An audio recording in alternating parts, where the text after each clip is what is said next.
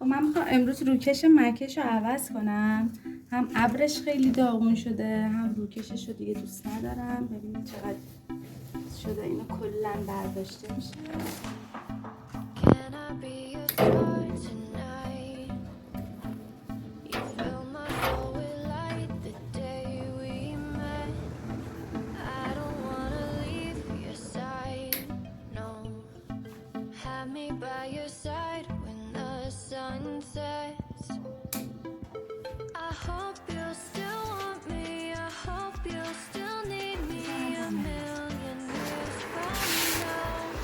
خب این ابرش نیم میلیه، یعنی نیم سانتیه. 1 سانتی هم میتونید بگیرید، ولی خب برای بخار کار یکم به مشکل برمیخوره، یعنی خوب بخار نمیده، اجازه نمیده.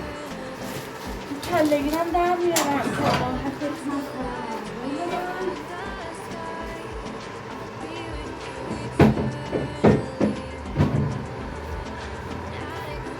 اضافه های ابر رو همین حالت بدید زیر بمونه که هم نگهداری کنه از مکش، هم که اینجور بلند نشه. پارچه رو اندازه ابر میبریم، بعد شروع میکنیم دور تا دورش رو زیگزاگ میزنیم و بهتون نشون میدم که باید چیکار کنیم.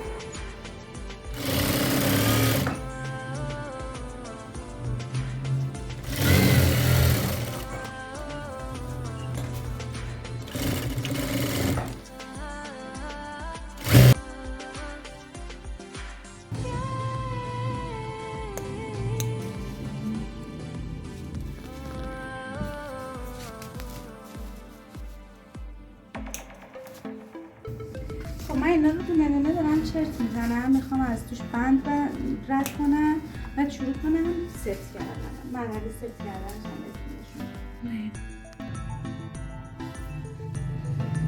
خب این نخا رو از این تو در میارم، همه رو کلا رد بکنم.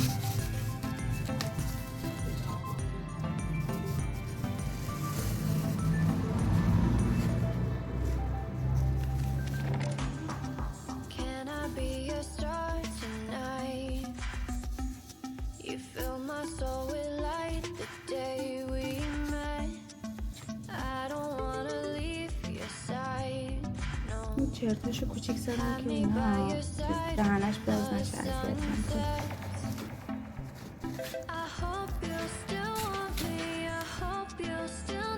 خب اینو کلا همه جاشو تمام این بندا رو زبدری آوردم از این ور داخل سوراخ‌ها.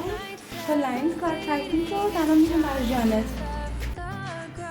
خب الان میخوام الگوی ژانت رو در بیارم. برای اینکه الگوی ژانت رو در بیارم به ارتفاع این کمی 4 سانته از این طرف فاصله میدم، 4 سانته چه اینجا.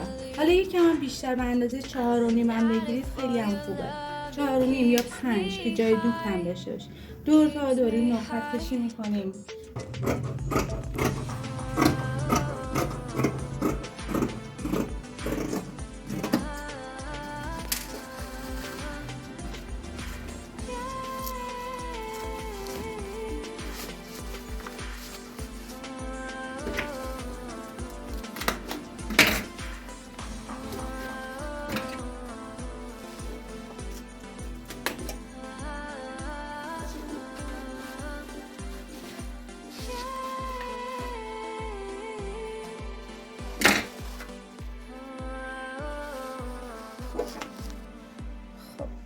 اینم پشت کار.